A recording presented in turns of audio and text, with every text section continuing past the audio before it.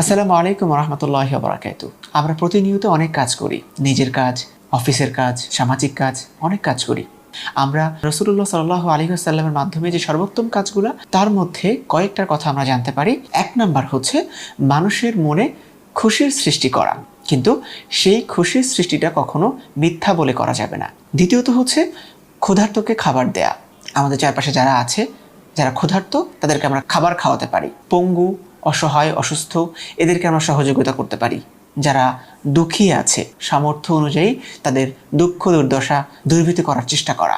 এবং যারা আহত, যারা অসুস্থ, তাদেরকেও আমরা সামর্থ্য অনুযায়ী সেবা করতে পারি এবং সহযোগিতা করতে পারি।